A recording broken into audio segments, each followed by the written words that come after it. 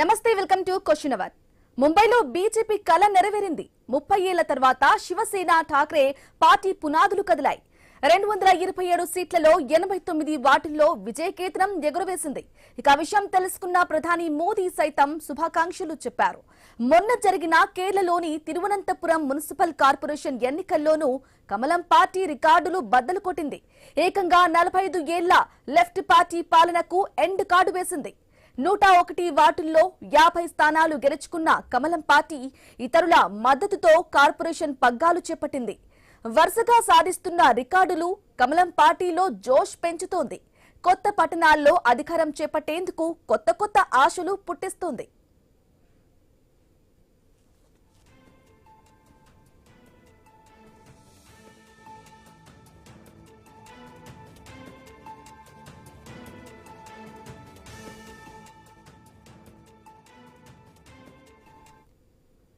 ఇక ఇప్పుడు BJP target GHMC పై పడిందన్న talk అయితే వినిపిస్తోంది. పట్టణ ప్రాంతాల్లో కలమానికి గట్టిగా పట్టుందన్న ప్రచారాన్ని నిలుపుకోవటం ఇప్పుడు పెద్ద ఛాలెంజ్ గా మారింది.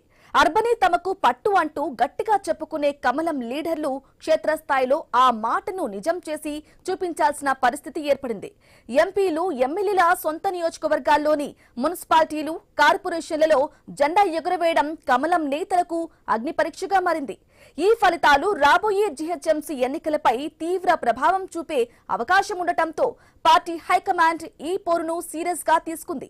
బీజేపీకి మొదటి నుంచి అర్బన్ పార్టీ అనే ముద్ర ఉంది.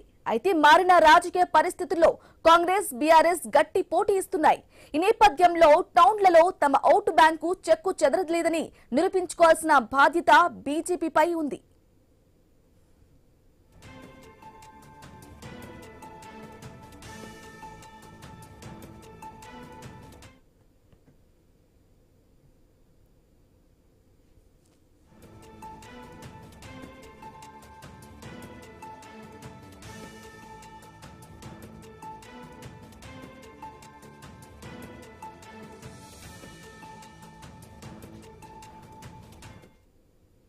ఇక త్వరలో జరగబోయే గ్రేటర్ హైదరాబాద్ ఎన్నికలకు ముందు మున్సిపల్ ఎన్నికలు సెమీఫైనల్స్ లాంటివి. జిల్లాల మున్సిపాలిటీలో బీజేపీ హవా కనిపిస్తే ఆ జోష్ హైదరాబాద్ క్యాడర్లోనూ కనిపిస్తోంది. ఫలితాలు తేడా కొడితే దాని ప్రభావం గ్రేటర్ ఎన్నికలపై పడే ప్రమాదం ఉంది. అందుకే ఎట్టి పరిస్థితుల్లోనూ మున్సిపల్ పోరులో పైచేయి సాధించాలని ఎమ్మెల్యేలు, ఎంపీలు తమ తమ నియోజకవర్గాల్లో బాధ్యతాయుతంగా పనిచేయాలని రాష్ట్ర నాయకత్వం ఆదేశించింది. జీహెచ్ఎంసీకి 2021లో జరిగిన ఎన్నికల్లో బీజేపీ హైదరాబాద్ లో గట్టి పోటీనిచ్చింది. మేయర్ సీటుకు దగ్గరగా వచ్చినంతగా పనిచేసింది. అలాంటిది ఇప్పుడు మరింత మంచి ఫలితాలు సాధిస్తామన్న ధీమా నేతల్లో కనిపిస్తోందన్న టాక్ వినిపిస్తోంది. ఈ యొక్క మున్సిపల్ ఎన్నికల్లో భారతీయ జనతా పార్టీకి మంచి ఫలితాలు ఇవ్వాల్సిందిగా తెలంగాణ ప్రజలను కోరుతూ మన మున్సిపాలిటీస్ లో నోటిఫికేషన్ రాగానే మన ఒక ప్రాంతాల్లో మనం వెళ్ళిపోవాలి, అక్కడే ఉండాలి, పని చేయాలి. భారతీయ జనతా పార్టీ జెండా ఎగిరేసి రావాలి. మళ్ళీ 2028లో కూడా భారతీయ జనతా పార్టీ జెండానే మనం గోల్కొండ అక్షరా మీద ఎగిరేస్తాం. మనం అందరం దానికి తయారు కావాలి.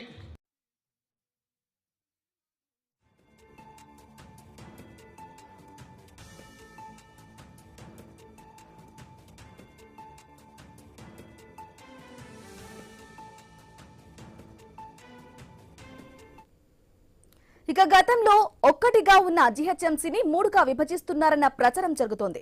అదే గనుక జరిగితే 3 కార్పొరేషన్లలో 100కు 100 సీట్ల చొప్పున ఉండే అవకాశం ఉంది.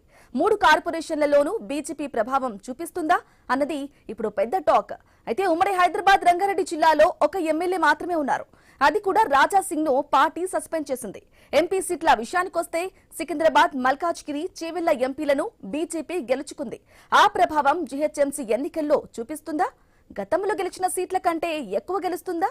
లేక ముంబై ఫలితాన్ని హైదరాబాద్ లో రిపీట్ చేస్తుందా? బీజేపీకి ఇప్పుడు ఉన్న బలగం సరిపోతుందా? గ్రౌండ్ లెవెల్లో పార్టీ పటిష్టంగా కనిపిస్తుందా? రైట్, ఈ విషయానికి సంబంధించి ఈ రోజు చర్చ కార్యక్రమం కొనసాగుతోంది. మనతో పాటు లైవ్ లో జాయిన్ అయ్యారు రాజు నేత, బీజేపీ నాయకులు, అలాగే పల్లె రామచంద్ర గౌడ్, కాంగ్రెస్ అధికార ప్రతినిధి. నమస్కారం అండి ఇద్దరికి. నమస్కారం అండి. ఎస్ రాజనేత గారు, మీ దగ్గర నుంచి మొదలు పెడదాం.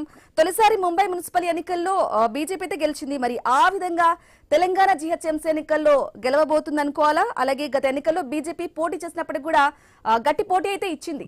మరి ఎలా ఉండబోతుంది అనుకోవాలి? ఎస్, అందరికీ గుడ్ ఈవినింగ్ అండి. నిజంగా we are very happy for the tremendous victory in Maharashtra local body elections. ఎందుకంటే దాదాపుగా 3 దశాబ్దాల తర్వాత బృహన్ ముంబై సంబంధించినటువంటి కార్పొరేషన్ ఎన్నికల్లో ఈరోజు భారతీయ జనతా పార్టీ విజయకేతనం ఎగరవేయడం అనేది చాలా సంతోషంగా ఉంది. ఈరోజు 29 కార్పొరేషన్లలో చూసుకుంటే దాదాపుగా 25 చోట్ల మహాయుతి కూటమి మాది అక్కడ విజయకేతనం ఎగరవేయడం జరిగింది. చాలా హ్యాపీగా ఉంది. ముందుగా మహారాష్ట్ర ముంబై ప్రజలకు అందరికీ కూడా హృదయపూర్వకంగా ధన్యవాదాలు కూడా తెలియజేస్తా ఉన్నాం. నిన్న ఏదైతే రిజల్ట్స్ అప్డేట్ అవుతున్నటువంటి క్రమంలో మా ప్రధానమంత్రి నరేంద్ర మోడీ గారు తర్వాత నాయకులందరూ కూడా శుభాకాంక్షలు తెలియజేశారు.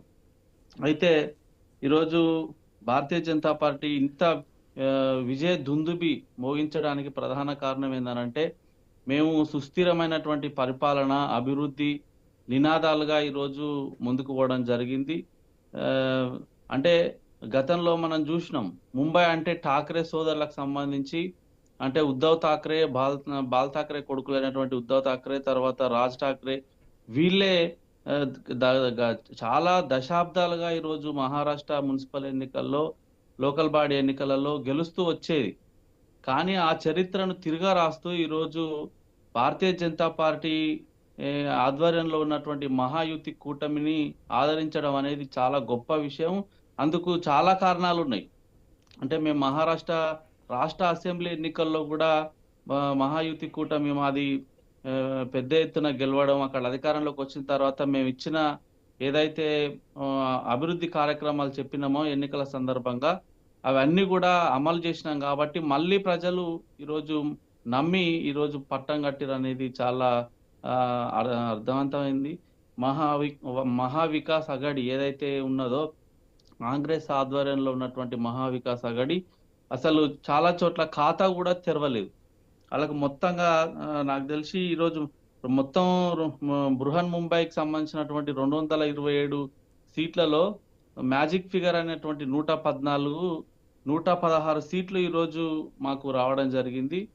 వీళ్లకు మహావికాస్ అఘాడి ఏదైతే కాంగ్రెస్ పార్టీ ఆధ్వర్యంలో ఉన్నదో వాళ్లకు చాలా తక్కువ సీట్లు, అంటే నాకు తెలిసి 80 సీట్లు కూడా దాటలేదు వాళ్ళు అందరు కలిసి. అంటే ఉద్ధవ్ ఠాక్రే ఆధ్వర్యంలో ఉన్నటువంటి కాంగ్రెస్ పార్టీ కానీ, వాళ్ళు కానీ, తర్వాత ఎన్సీపీ కానీ, వీళ్ళందరూ జతగట్టి చేసినా కూడా ఈరోజు ఎంవీఎస్ మహావికాస్ అఘాడి అనేటువంటిది ఈరోజు చతికిల పడిపోయింది. ఎక్కడ చూసినా కూడా అంటే నాట్ ఓన్లీ మహారాష్ట్ర, భారతదేశంలో ఎక్కడ ఎన్నికలు జరిగినా కూడా మొన్నటికి మొన్న గోవాలో చూసినాం. తర్వాత ఢిల్లీ అసెంబ్లీ ఎన్నికల్లో ఢిల్లీ పీఠాన్ని కైవసం చేసుకున్నాం. తర్వాత దక్షిణాదిన కూడా ఈరోజు భారతీయ జనతా పార్టీ పాగా వేసింది. తెలంగాణ రాష్ట్రంలో గతంలో చూసినాము, ఎన్నడూ లేని విధంగా మాకు 1-2 సీట్లు ఉన్నటువంటి తెలంగాణ రాష్ట్రంలో కూడా భారతీయ జనతా పార్టీ అచంచలమైన విశ్వాసంతో మా కార్యకర్తలు, నాయకులు అందరూ పనిచేయడం కారణంగా తెలంగాణ రాష్ట్రంలో కూడా అత్యధిక స్థానాలు వచ్చినాయి. అంటే పార్లమెంటులో 17 స్థానాలు ఉంటే 8 స్థానాలు మేము ఇక్కడ కైవసం చేసుకున్నాం. సో బీజేపీ అంటే కేవలం గతంలో మీరు అన్నట్టు ఇందాక పట్టణ ప్రాంతాలకు సంబంధించినటువంటి పార్టీ అని, లేకపోతే ఉత్తర భారతదేశానికి సంబంధించిన పార్టీ అని, ఇట్లా అనేక రకాలుగా చెప్తుండేవాళ్ళు. కానీ మోడీ గారు ప్రధానమంత్రి అయిన తర్వాత భారతదేశంలో ఉన్న అన్ని రాష్ట్రాలను సమానంగా చూడడం, అభివృద్ధి ఎక్కడ ఆశించినా కూడా అభివృద్ధి కోసం అన్ని ప్రాంతాలను సమానంగా చూసి నిధులను సమానంగా ఇచ్చి ఈరోజు సుస్థిరమైనటువంటి అభివృద్ధి చేయడం, అనేకమైనటువంటి వేలాది కొత్త పథకాలను తీసుకురావడం, ఇలాంటి ఎన్నో కార్యక్రమాలు చేయడం ద్వారా ఈరోజు భారతీయ జనతా పార్టీ ముంబైలో కానీ తిరువనంతపురంలో కానీ స్ట్రాటజీ అనేది మీరు యూజ్ చేశారు. అంటే ముంబై మహానగరంలో ఎడ్యుకేటెడ్ పీపుల్ ఉంటారు, అలాగే ఓటర్లు, పట్టణాలకు సంబంధించి కూడా ఎంప్లాయీస్ కానీ ఆ విధంగా ఉంటారు. సో అదే ఇక్కడ సీన్ రిపీట్ అవుతుంది అనుకోవాలా? ఆ స్ట్రాటజీ ఇక్కడ వర్కౌట్ అవుతుందంటారా? 100% మేడం. ఈరోజు ఎవరైతే మా మీద వ్యతిరేకంగా పోరాటం చేసిరో, అంటే నేను ఒక చిన్న ఉదాహరణ చెప్తా మహారాష్ట్రలో ఏం జరిగిందనేది. ఈరోజు ఎంఎన్ఎస్ నవనిర్మాణ సేనకు సంబంధించినటువంటి ఎవరైతే రాజ్ ఠాక్రే గారు ఉన్నారో, అంటే వాళ్ళిద్దరు ఎన్నికల్లో గెలవడం కోసం ఉద్ధవ్ ఠాక్రే, రాజ్ ఠాక్రే దాదాపుగా 2 దశాబ్దాలకు పైగా పెడమొహం పెట్టుకొని ఉన్నప్పటికీ ఎన్నికల్లో భారతీయ జనతా పార్టీ మీద గెలవాలనేటువంటి లక్ష్యంతో ఇద్దరు అన్నదమ్ములు కలిసి ప్రచారంలోకి రావడం, ఎన్నికల్లో కలిసి పోటీ చేయడం జరిగింది. పోటీ చేయడమే కాదు, దక్షిణ భారతదేశం నుంచి స్టార్ క్యాంపెయినర్ గా మేము తమిళనాడుకు సంబంధించినటువంటి అన్నామలై గారిని ఈరోజు మహారాష్ట్ర కార్పొరేషన్ ఎన్నికల్లో ప్రచారం కోసం పంపిస్తే ఆయన మీద లేనిపోని ఆరోపణలు చేసి విషం కక్కేటువంటి ప్రయత్నం చేసిరు. ఏమంటాడు ఈయన రాజ్ ఠాక్రే అనేటువంటి ఆయన ప్రచారంలో మాట్లాడినటువంటి మాటలు ఏంటంటే, హటావో లుంగి బచావో పుంగి అంటాడు. అంటే ఈరోజు దక్షిణ భారతదేశానికి సంబంధించినటువంటి ఒక గొప్ప నాయకుడు, మాజీ ఐపీఎస్ అధికారి అయినటువంటి అన్నామలై గారు అక్కడ ప్రచారం చేస్తుంటే ఆయన మీద ఈరోజు కక్ష కట్టినట్టు, విషపూరితం లోపల కడుపులో విషయం పెట్టుకొని మాట్లాడినట్టు మాట్లాడితే అక్కడ ప్రజలు ఎక్కడ కూడా వినలే. అంటే బీజేపీ అంటే ఏంటి, ఇచ్చిన మాట ప్రకారం పనిచేస్తుంది అనేది ప్రజల్లోకి ఆల్రెడీ వెళ్ళిపోయింది. కాబట్టి అట్లా ఇంకో పక్క చూసుకుంటే ఎన్సీపీకి సంబంధించినటువంటి శరద్ పవార్ ఏదైతే ఉన్నారో మహానాయకుడు, అక్కడ ఎన్నో సంవత్సరాల పాటు లోకల్ బాడీ ఎలక్షన్స్లలో వాళ్ళు కూడా చాలా చోట్ల గెలుస్తూ వచ్చేది. కానీ వాళ్లకు పట్టున్న చోట్లలో కూడా కొన్ని చోట్ల పిండ్రి చిచ్చువాడ అనేటువంటి ప్లేస్ లో అంటే వాళ్ళు. ఓకే అండి, పల్లె రామచంద్ర గౌడ్ గారు ఉన్నారు, వారి దగ్గరికి వెళ్దాం. రామచంద్ర గారు చెప్పండి, అంటే తిరువనంతపురంలో గెలిచాము, ముంబైలో కూడా గెలిచాము, ఈసారి ఖచ్చితంగా హైదరాబాద్ జీహెచ్ఎంసీ ఎన్నికల్లో మా స్ట్రాటజీ వర్క్ అవుతుంది, మా బలం అనేది తప్పకుండా గెలుస్తుంది అని చెప్పేసి రాజనేత గారు చెప్తున్నారు. బీజేపీ అధికారంలో వస్తుంది ఈసారి జీహెచ్ఎంసీ ఎన్నికల్లో అంటున్నారు. మరి వాళ్ళ బలం స్ట్రాటజీ నిజంగా వర్క్ అవుతుంది అనుకోవాలా? నమస్కారం అండి, అందరికి మిత్రులందరికీ నమస్కారం అండి. లేదండి, ఇక్కడికి అక్కడికి చాలా తేడా ఉందండి. ఇప్పటి వరకు బీజేపీ వాళ్ళు బీఆర్ఎస్ 2 కలిసినా గానీ మీ ఎంపీ ఎలక్షన్లలో వాళ్లకు ఎన్ని సీట్లు వచ్చినాయి అనేది తెలిసిన విషయమే.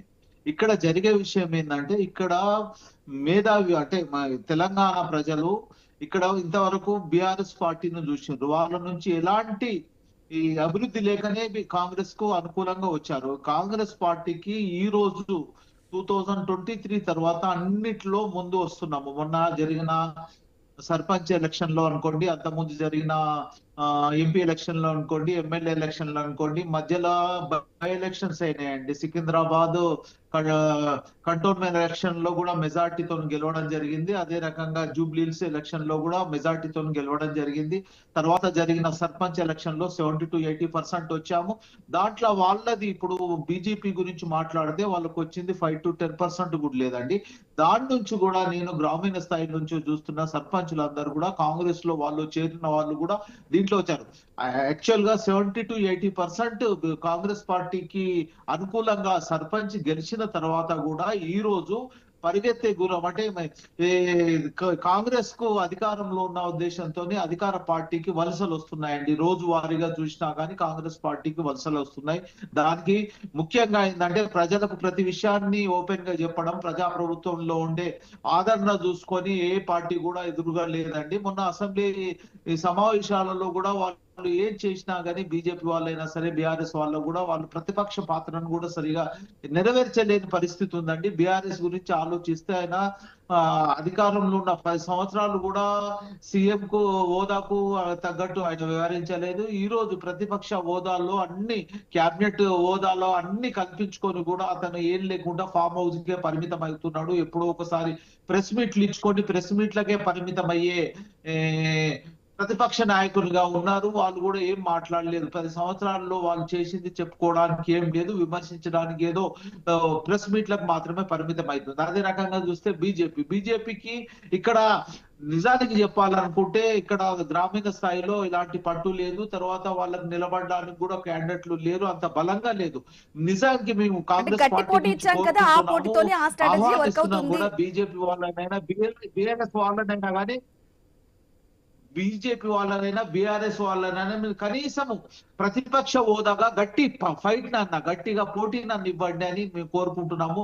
అది కూడా ఎక్కువ రోజులు లేదండి, 15 రోజుల లోపల ఒక 2 రోజుల్లోనే మనకు ఆల్రెడీ నోటిఫికేషన్ కూడా వస్తుంది. రిజర్వేషన్ రాజునీతి దగ్గరికి వెళ్దాం. రాజునీతి గారిని ఒకసారి అడుగుదాం. ఈ 10-15 డేస్ లోపల వచ్చింది. ఓకే, మీకు ప్రతిపక్ష హోదా లేదు అసలు. ఖచ్చితంగా చెప్తున్నాను ఒక విషయం అండి, ఖచ్చితంగా చెప్తున్నాము. పోటీ కూడా ఇవ్వలేదని చెప్తున్నానండి. గట్టి పోటీ కూడా ఇవ్వలేదు అని చెప్పేసి రామచంద్ర గౌడ్ గారు చెప్తున్నారు. రాజనీతి గారు మీరేమంటారు? లేదని చెప్తున్నానండి. మేడం, ఈరోజు నేనేమంటున్నా, తినబోయే ముందు రుచులెందుకు? ఈరోజు మాకు గ్రామీణ స్థాయిలో పట్టు ఉందా లేదా అనేది గతంలోనే తేలిపోయింది మేడం. ఇప్పుడు మేము 8 ఎంపీ స్థానాల్లో గెలిచినాం మేడం గతంలో పార్లమెంట్ లో. అంటే బలమైన నాయకులు ఎవరు లేరు కదా లీడ్ చేయడానికి అని చెప్పేసి చెప్తున్నారు. నేను అదే చెప్తున్నా మేడం. ఈరోజు గ్రామీణ ప్రాంతాలలో భారతీయ జనతా పార్టీకి తెలంగాణ రాష్ట్రంలో పట్టు లేదు అంటే, ఈరోజు ఒక సికింద్రాబాద్ తప్ప మేము మిగతా అన్ని పార్లమెంటు స్థానాలు గెలిచిందన్నీ కూడా జిల్లాలలోనే కదా మేడం. ఈరోజు మేము 8 ఎమ్మెల్యే స్థానాలు ఉంటే ఒక్కటి హైదరాబాద్ లోనే గెలిచిన, మిగతా 7 అన్ని కూడా గ్రామీణ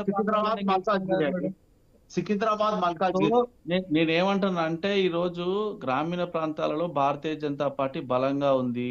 మన స్థానిక ఎన్నికల్లో కూడా ఈరోజు బీజేపీకి అంటే ఎవరైతే బీజేపీ బలపరిచినటువంటి అభ్యర్థులు ఉన్నారో సర్పంచ్లుగా దాదాపు 1500 మంది ఈరోజు బీజేపీకి సంబంధించిన వాళ్ళు గెలిచిర్రు.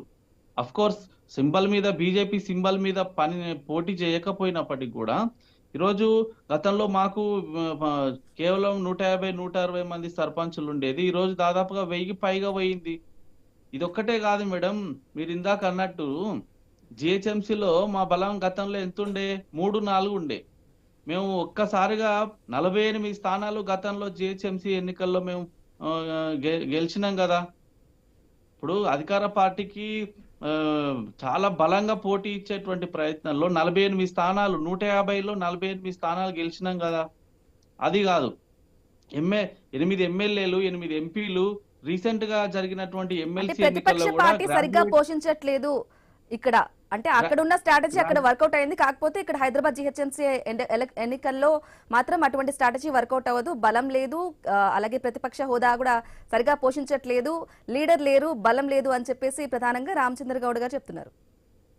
మేడం, ఇప్పుడు రాజకీయ విమర్శలు అనేది చేస్తారు, కానీ ఇప్పుడు మాకు మా అధికార మా యొక్క నాయకుల యొక్క యూనిటీ లోపం ఉంటే, లేకపోతే మా కార్యకర్తల యూనిటీ లోపం ఉంటే మేము జరుగుతున్న ప్రతి ఎన్నికల్లో ఎట్లా గెలుస్తాము? ప్రజల్లోకి ఎట్లా మేము ఈరోజు తీసుకుపోతున్నాం పార్టీని? మొన్న జరిగినటువంటి ఎమ్మెల్సీ ఎన్నికలు చూడండి మేడం. తెలంగాణ రాష్ట్రంలో గ్రాడ్యుయేట్ ఎమ్మెల్సీ జరిగితే బీజేపీనే గెలిచింది, టీచర్స్ ఎమ్మెల్సీ జరిగితే బీజేపీనే గెలిచింది, లోకల్ బాడీ ఎలక్షన్స్ జరిగితే బీజేపీనే గెలిచింది. ఇక ఇంతకంటే నిదర్శనం ఏముంటది మేడం? సో కాబట్టి భారతీయ జనతా పార్టీ ఖచ్చితంగా వచ్చే అసెంబ్లీ ఎన్నికల నాటికి మరింత శక్తివంతంగా తయారైతుంది. ఇక్కడ కూడా ఎన్నో దశాబ్దాల కల నాలాంటి కార్యకర్తలు, నాయకులు తెలంగాణ రాష్ట్రంలో దాదాపు 50-60 సంవత్సరాల నుంచి కంటున్నటువంటి కళ వచ్చే అసెంబ్లీ ఎన్నికల నాటికి నెరవేరుతుంది. 100% తెలంగాణ రాష్ట్రంలో బీజేపీ బాగా వేస్తుంది, జెండా ఎగరబోతుంది. 100% గ్రామీణ ప్రాంతాల్లో కూడా ఈరోజు బీజేపీకి మంచి ఆదరణ లభిస్తుంది. జరిగిన అన్ని ఎన్నికల్లో కూడా ఈరోజు బీజేపీ పార్టీకి పాజిటివ్ గా ఓట్లు పడుతున్నాయి. మేడం, ఈరోజు తెలంగాణ రాష్ట్రంలో ఎమ్మెల్యే అసెంబ్లీ ఎన్నికల రామచంద్ర గౌడ్ గారి దగ్గరికి వెళ్దాం. రామచంద్ర గౌడ్ గారు, మీరు చెప్పండి. అంటే ప్రభుత్వమే గెలిచాల్సిన అవసరం లేదు, ప్రభుత్వం మీద వ్యతిరేకతతో కూడా గెలవచ్చు కదా అనేది ప్రధానంగా రాజు నేతగా చెప్తున్నారు. మరి దానికి మీ సమాధానం ఏంటి? నిజానికి బీజేపీ, బీఆర్ఎస్ 2 కలిసి కూడా పోటీ చేసే పరిస్థితి ఏర్పడ్డా గానీ కాంగ్రెస్ పార్టీ ఎదుర్కోలేకపోతుంది. రాజనేత గారు చెప్తున్నారు 1000-1500 వచ్చినాయి అంటున్నారు, కానీ వాళ్ళు సర్పంచులలో 500-600 కంటే కూడా ఎక్కువ లేరు. దాంట్లోకి కూడా వలసలు వస్తున్నారండి. నిజానికి కూడా మేము కోరుకునేది ఏంటంటే ప్రతిపక్షంగా వాళ్ళు కనీసం 20%, 20-25% 2 కలిసి కూడా లేవండి. సర్పంచ్ ఎలక్షన్ లో, గ్రామీణ స్థాయిలో ఉన్న ఎలక్షన్ లో మీరు నేను చెప్పాల్సిన అవసరం లేదు, మీరు కూడా చెప్పండి. అతను 1500 అంటున్నారు, కానీ 500-600 సర్పంచులు లేరు. 500-600 సర్పంచుల నుంచి కూడా ఈ రోజు కాంగ్రెస్ పార్టీకి వలసలు వస్తున్నాయి. నేను కోరుకునేది ఏంటంటే దయచేసి బీజేపీ వాళ్ళను బీఆర్ఎస్ వాళ్ళను మీ ప్రతిపక్ష హోదానన్నా కాపాడుకునే ప్రయత్నం చేసి పోటీతత్వంగా పోటీని గట్టిగా ఇవ్వండి. నేను ఈ రోజు చెప్తున్నాను, గట్టిగా చెప్తున్నాను, నేను గ్రామీణ స్థాయిలో తిరిగిన అంటే జిల్లా స్థాయిలో తిరుగుతుంటే పోటీ చేయడానికి వాళ్ళకి క్యాండిడేట్లు లేరు. ఇప్పుడు సర్పంచులు అంటున్నారు, సర్పంచులలో వీరు సుమారుగా 12,000 చిల్లర సర్పంచులలో మీరు ఎంత దగ్గర పోటీ చేశారండి? అదే రకంగా ఇప్పుడు కూడా జరిగే ఈ మున్సిపల్ ఎలక్షన్ లో కూడా మీరు 117 మున్సిపల్ సుమారుగా మీరు ఎన్ని స్థానాల్లో పోటీ చేస్తారు? పోటీ చేయడానికే మీకు కార్యకర్తలు లేని పరిస్థితి. కోరుకోవడం ఏంటంటే బీఆర్ఎస్ పార్టీ పని అయిపోతుంది. బీఆర్ఎస్ అయినా బీజేపీ అయినా రెండు కలిసినా గానీ కాంగ్రెస్ పార్టీకి కనీసం మీరు ఇద్దరు కలిసి అన్న 30% అన్న వచ్చే ప్రయత్నం చేయండి. 30 కాకుండా 40% వచ్చేది. నేను చెప్తున్నా ఖచ్చితంగా ఈ రోజు నేను ఏ రకంగా మాట్లాడుతున్నా తర్వాత ఎలక్షన్ల తర్వాత కూడా చెప్తానండి. 70 to 80% ఖచ్చితంగా కాంగ్రెస్ పార్టీకి వస్తుందండి. 20 to 30% బీజేపీ బీఆర్ఎస్ కలిసి వచ్చినా కానీ కాలేదు. దీన్ని ఈ ఆఫ్టర్ ఎలక్షన్ల తర్వాత మీరు మళ్ళీ బయట మాట్లాడండి, అప్పుడు ఖచ్చితంగా చెప్తాను. మీరు ఒట్టిగా ఖాళీగా సోషల్ మీడియాలో అనుకోండి, నాయకుల మీడియాలో అనుకోని చెప్పండి. సోషల్ మీడియాలో ఉన్నది లేనిది ఉన్నది కల్పించుకుంటా వాళ్ళు ఏదో చూయించుకుంటున్నారు తప్పించి కానీ ఖచ్చితంగా చెప్పమానండి. ఈ రోజు ఖచ్చితంగా చెప్పమానండి. ప్రధానంగా చెప్పండి, ఒకవేళ జిహెచ్ఎంసీ ఎలక్షన్స్ కి సంబంధించి నోటిఫికేషన్ కనుక వదిలినట్లయితే ఒకవేళ మీరు అంటే ఏ ఎజెండాతో ముందుకెళ్తారు? స్థానిక సమస్యల లేకుంటే కార్పొరేట్ స్థాయి నాయకత్వంతో ముందుకెళ్లాలంటారా? మరి మీరు ఏ ఎజెండాతో ముందుకెళ్తారు? ఒకటి ముఖ్యంగా ప్రజా ప్రభుత్వంలో మనం ఉన్న మంచి చెడు ప్రతి దాన్ని కూడా ప్రజలకు తెలుపుతున్నామండి. ప్రజలకు కూడా చేయడం గబ్బర్ సింగ్ ట్యాక్సే అనుకోండి, ఇంకే రకంగా వాళ్ళు ప్రతి సంవత్సరం 2 కోట్ల ఉద్యోగాలు ఇస్తామన్నారు, ఎట్టిపోయిందండి. అదే రకంగా నల్లధనాన్ని ప్రతి ఒక్కరి అకౌంట్ లో 15 లక్షల రూపాయలు ఇస్తామన్నారు, అది ఎట్టిపోయింది. తర్వాత ముఖ్యంగా ఏంటంటే స్థానికంగా ఉండే ఉద్యోగ భద్రత కాదు, పరిశ్రమలు అంటే ప్రభుత్వ సంస్థలన్నింటినీ కూడా ఒక్కొక్కటి అమ్ముకుంటూ వచ్చి ప్రైవేట్ పరం చేస్తున్నారండి. అది కూడా ప్రజల దృష్టిలో ఉంది. ఎప్పుడైనా కానీ ప్రజలు ఆశించేది అంటే ప్రభుత్వ సంస్థలు అన్నిటినీ కూడా ఇంతకు ముందు ఉండే ప్రభుత్వ సంస్థలన్నింటినీ కూడా ఒక్కొక్కటి కూడా ప్రైవేట్ పరం చేసుకుంటూ వస్తున్నారు. ప్రజలు కూడా గమనిస్తున్నారు. ప్రైవేట్ సంస్థలు చేసిందంటే ప్రజలకు లాభపడలేదు, ప్రజలకు ఇబ్బందికరంగా ఉండి లాభాపేక్ష లేకుండా పెట్టిన ప్రభుత్వ సంస్థలన్నింటినీ ఒక్కొక్కటి అమ్ముకుంటూ వస్తున్నారండి. అది కూడా ప్రజలు గుర్తించుకుంటున్నారు. దాన్ని కూడా కనుగార్చి బీజేపీకి వాత పెట్టడానికి రెడీ ఉన్నారు. ఎందుకంటే ఈ రోజు మీరు చూస్తున్నారండి, వాళ్ళు కొత్త పరిశ్రమను పెట్టకుండా ఉన్న పరిశ్రమలు ప్రభుత్వ సంస్థలు అయినటువంటి ప్రతి సంస్థను కూడా అమ్ముకుంటూ వస్తున్నారండి. అది ఎందుకు చేస్తున్నారు? ప్రైవేట్ ప్రజలకు ఉపయోగపడే రకంగా ప్రభుత్వ సంస్థలను చేసుకుంటే ప్రైవేట్ పరం చేయాల్సిన అవసరం ఏమొచ్చిందండి? రిజర్వేషన్ల గురించి కూడా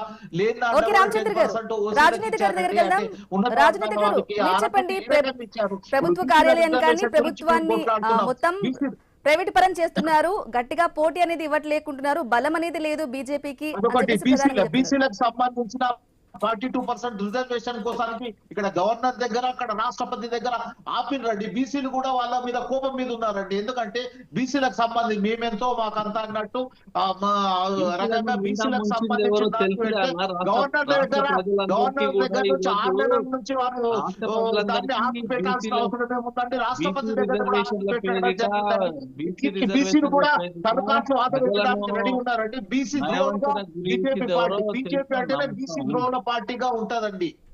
ఎందుకంటే వాళ్ళు మీరు ప్రజలకు నిజాలు తెలిసిపోతున్నాయి. బీసీ రిజర్వేషన్ ఎక్కడ ఆగిపోతుంది? బీసీ రిజర్వేషన్ ఎక్కడ ఆగుతుంది? రాష్ట్రపతి దగ్గర ఆగిపోయింది, ఇక్కడ గవర్నర్ దగ్గర ఆగిపోయింది. ఏ ఉద్దేశంతో ఆపుతున్నారు? ఇక్కడనేమో అసెంబ్లీలో ఏకగ్రీవంగా తీర్మానం చేస్తారు, అక్కడ దగ్గర రాష్ట్రపతి నుంచి మనకు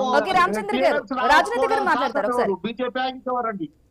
మేడం, నేనేమంటున్నా, ఈరోజు తెలంగాణ రాష్ట్రంలో ఎన్నికల సందర్భంగా ఇచ్చినటువంటి 6 గ్యారంటీల అమలు ఈరోజు అటకెక్కిపోయింది, అందరికీ తెలుసు మేడం. దీని మీద తెలంగాణ రాష్ట్రంలో ప్రజలు ఎక్కడ పోయినా కూడా దీని మీద ప్రశ్నిస్తున్నారు. 6 గ్యారంటీలు అమలు చేయడం లేదు, 420 హామీలు ఇచ్చిర్రు, వాటిని కూడా అమలు చేయడం లేదని ఎక్కడ పోయినా కూడా అడుగుతున్నారు. వీళ్ళొచ్చి ఈ రోజు సిగ్గు లేకుండా ఈ రోజు మళ్ళా బీసీ రిజర్వేషన్ల గురించి మాట్లాడుతున్నారు. బీసీలను నయవంచనకు గురి చేసింది, బీసీలను నట్టేట ముంచింది, బీసీలను రాజకీయంగా, ఆర్థికంగా, విద్యాపరంగా ఎదగనీయకుండా చేస్తున్నది కాంగ్రెస్ పార్టీ. గతంలో టిఆర్ఎస్ పార్టీ చేసింది, ఇప్పుడు కాంగ్రెస్ పార్టీ చేస్తుంది. 42% రిజర్వేషన్లు ఎవరు ఇవ్వాలండి? మీరే కదా ఇవ్వాల్సింది. చెప్పింది మీరే కదా, చేయాల్సింది మీరే కదా. మీరు కూడా సపోర్ట్, మీ- బీజేపీ మీ- కూడా సపోర్ట్ మీ చేసింది కదండి. మీ మంత్రులు కానీ సపోర్ట్ చేసింది కదా. నేను చెప్తున్నా, ఒక్క నిమిషం ఆగండి అయిపోయింది. అన్నా. నేను రాష్ట్రపతి చెప్తున్నా దగ్గర ఆగండి. గవర్నర్ దగ్గర అయిపోయింది. మీరు నేను- గుర్తుంచుకోండి, రాష్ట్రపతి దగ్గర గవర్నర్ దగ్గర రామచంద్ర అన్న, అయిపోయింది. అది ఎవరి చేతులు ఉంటది? రామచంద్ర అన్న, నేను చెప్తున్నా, ఒక నిమిషం వినండి, వింటే అర్థమవుతుంది. ఈరోజు ఆర్టికల్ 243D6 ప్రకారం భారత రాజ్యాంగంలో ఉన్నటువంటి 243D6 ఆర్టికల్ చాలా క్లియర్ గా చెప్తుంది. ఏమని? బీసీలకు రిజర్వేషన్లు తగ్గించాలన్నా పెంచాలన్నా పూర్తిగా రాష్ట్ర ప్రభుత్వం చేతిలో ఉంటది. రాష్ట్ర ప్రభుత్వం జీవో విడుదల చేసి లేకపోతే చట్టం అమలు చేసి చేయొచ్చు. కానీ వీళ్ళు చట్టం చేసింది, జీవో చేసింది. నైన్త్ షెడ్యూల్ రావాలి కంపల్సరీ. రాజకీయంగా వాడుకొని రాజకీయంగా బీసీలను ఈరోజు నయవంచన గురి చేసి వాళ్ళని ఎదగనీయకుండా చేయాలనేటువంటి ఉద్దేశంతోనే ఈరోజు అటు తిప్పి ఇటు తిప్పి కావాలని ఈరోజు కాకుండా స్థానిక సంస్థల ఎన్నికలు పెట్టింది. మళ్ళా రేపో మాపో ఈరోజు రిజర్వేషన్లు ఖరారు చేసింది.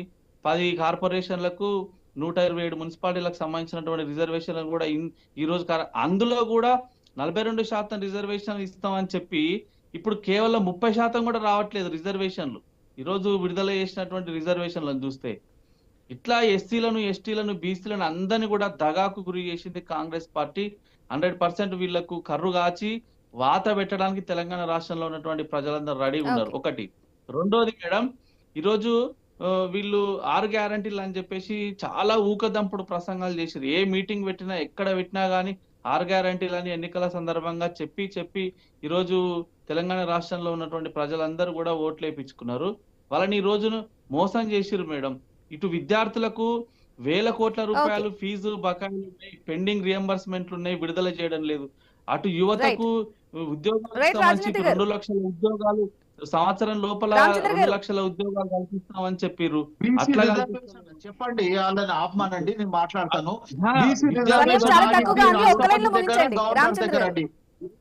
నిరుద్యోగులను అందరినీ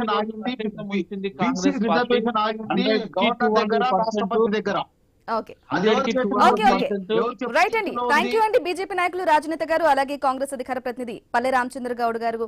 థ్యాంక్ యూ అండి మీ అభిప్రాయాన్ని లైవ్ లో జాయిన్ అయ్యి తెలియజేసినందుకు. సో ముంబై మున్సిపల్ ఎన్నికల్లో అయితే స్ట్రాటజీ వర్కౌట్ అయింది, బీజేపీ పాగా వేసింది. మరి అదే సీన్ ఇక్కడ జీహెచ్ఎంసీ ఎన్నికల్లో గెలవబోతుందా అంటే గనక ఓటర్